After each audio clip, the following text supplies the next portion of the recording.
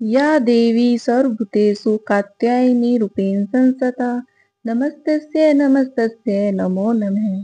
जय माता दी। ओम नमः शिवाय।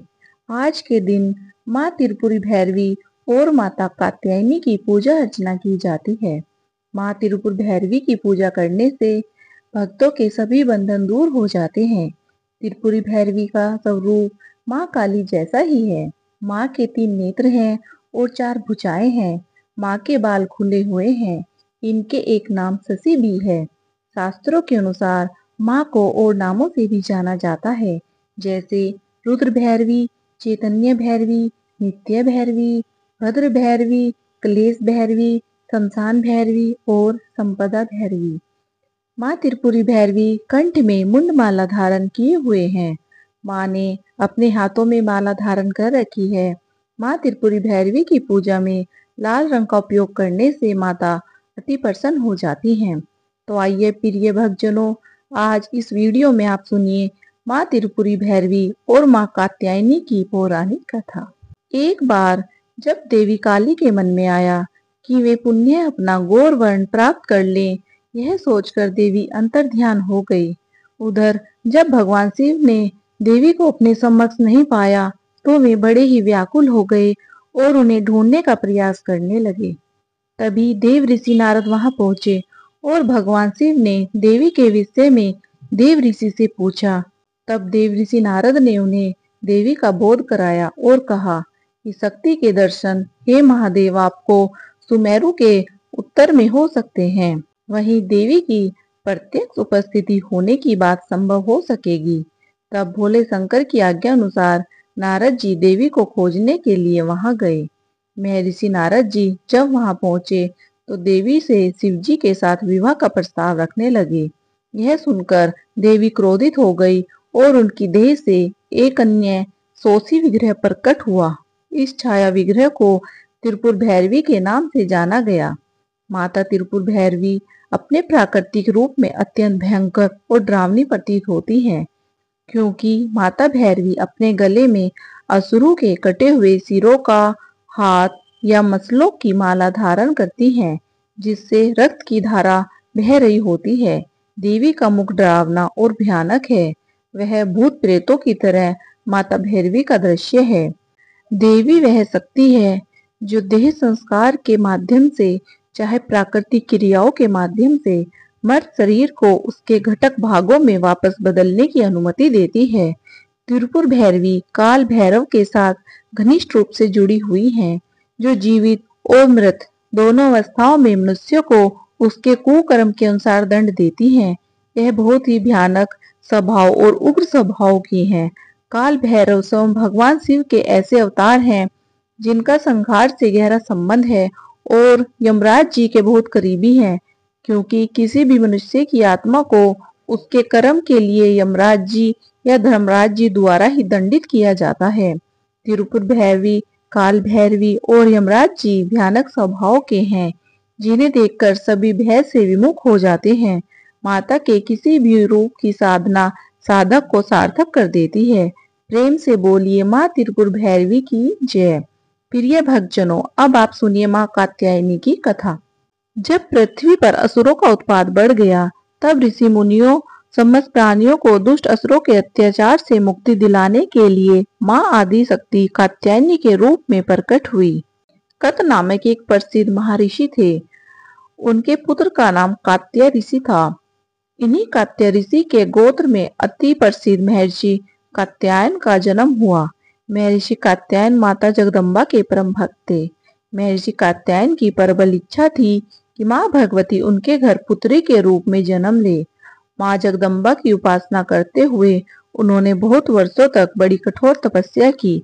माँ भगवती ने उनकी तपस्या से प्रसन्न होकर महर्षि कात्यायन के घर में जन्म लेना स्वीकार कर लिया।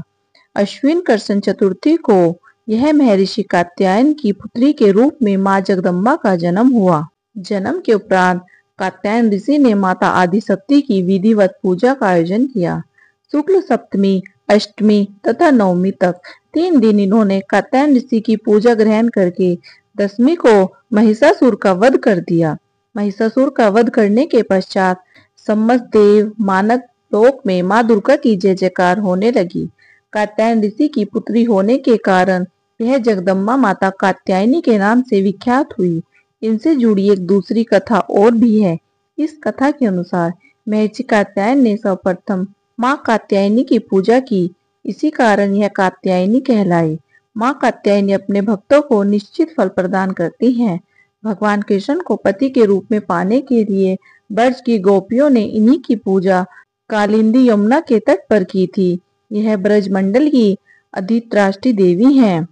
भगवान श्री कृष्ण ने माता कात्यायनी की पूजा की थी। इनका स्वरूप अत्यंत ही भव्य और दिव्य है। इनका वर्ण सोने के समान चमकीला और उज्जवल है। इनकी 4 भुजाएं हैं। माता का दाहिना तरफ का ऊपर वाला हाथ अभय मुद्रा में है तथा नीचे वाला हाथ यानी आशीर्वाद मुद्रा में है। बाईं तरफ के ऊपर वाले हाथ में तलवार और नीचे वाले हाथ में कमल पुष्प सुशोभित है। इनका वाहन सिंह है। इनकी भक्ति को परिपूर्ण आत्मदान करने वाले ऐसे भक्त को सहज भाव में माँ कात्यायनी के दर्शन प्राप्त हो जाते हैं। माँ कात्यायनी की भक्ति और उपासना द्वारा मनुष्य को बड़ी सरलता से अर्थ, काम, मोह, मोक्ष चारों फल की प्राप्ति होती है। वह इस लोक में स्थिर रहकर भी अलौकिक तेज और प्रभाव से युक्त हो जाता है। उसके रोग, शोक, संताप, भय आदि सब नष्ट हो जाते हैं। प्रिय भक्तजनों, आइए सुनते हैं कन्याकुमारी माता की कथा। शिव पुराण में लिखित एक बहुत ही प्रसिद्ध कथा के अनुसार बाणासुर नाम के असुर ने देवताओं को अपने कुकर्मों से पीड़ित कर रखा था। सभी देवता इस असुर से मुक्ति पाना चाहते थे, लेकिन कोई भी इसे मार नहीं पा रहा था, क्योंकि इस असुर को भगवान शिव की ओर से वरदान प्राप्त था कि उसकी मृत्यु केवल कुंवारी कन्या के हाथों से होगी। यह वरदान उसे भगवान शिव की कड़ी तपस्या के बाद मिला था। उसी राक्षस का वध करने के लिए आदि शक्ति के एक अंश से एक पुत्री को जन्मा गया। इस पुत्री का जन्म एक राजा के घर में हुआ। राजा के 8 पुत्र और एक पुत्री थी। इस पुत्री को भगवान से शिव से प्रेम हो गया। उन्हें पाने के लिए कन्या ने कठोर तपस्या की, जिससे भगवान शिव प्रसन्न हुए और विवाह का वचन दिया। विवाह की तैयारी शुरू की गई। इसके बाद भगवान शिव तय क्रम के अनुसार कैलाश से बारात लेकर चल दिए। बारात कन्याकुमारी से लगभग 12 किलोमीटर दूर सुचिंत्रम गांव में ठहरी। उधर कन्या का विवाह होते देख देवतागण परेशान हो गए कि अब बानासुर का वध कैसे होगा। पहले तो उन्होंने देवी को समझाने का बहुत प्रयास किया, लेकिन जब बात नहीं बनी तो छल का ही सहारा लिया। विवाह का समय ब्रह्म मुहूर्त में रखा गया, लेकिन नारद जी ने आधी रात को ही मुर्गे का रूप लेकर भाग दे दी। शिव जी को लगा कि सुबह हो गई है और वह ब्रह्म मुहूर्त पर नहीं पहुंच पाएंगे। इसलिए भोलेनाथ बारात वापस लेकर कैलाश पर्वत पर लौट गए। उधर दुल्हन के रूप में तैयार देवी ने जब देखा कि बारात नहीं आई तो वह दुखी और क्रोध से भर उठी। उन्होंने क्रोध में आकर बारात के लिए बना सारा भोजन समुद्र में फेंक दिया। और कहा जाता है कि कन्याकुमारी के तट की रेत में आज भी कई रंग बिरंगी पत्थर के कण मिलते हैं, जो देखने में दाल चावल जैसे लगते हैं। प्रिय भक्तों, बारात लौटने के बाद देवी कुमारी के दिव्य सौंदर्य की चर्चा बानासुर तक भी पहुंच गई। उसने देवी के पास विवाह का प्रस्ताव भेजा, तो देवी के मना करने पर वह जबरदस्ती पर उतारू हो गया। जब बानासुर और देवी में भयंकर युद्ध हुआ, जहां देवी ने चक्र से उसका वध कर दिया।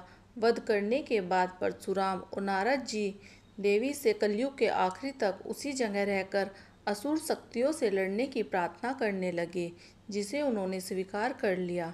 इसके बाद परशुराम ने समुद्र तट पर एक विशाल मंदिर की स्थापना की, जहां कन्या रूप देवी को स्थापित किया गया। मंदिर में देवी की काले पत्थर की प्रतिमा है। इनके दाएं हाथ में कमल है। प्रिय भक्तजनों, उन्हें देखने पर ऐसा लगता है मानो 16 श्रृंगार में देवी आज भी शिव जी के आने का इंतजार कर रही हैं। एक बार प्रेम से बोलिए जय माता दी। कन्याकुमारी माता की जय हो।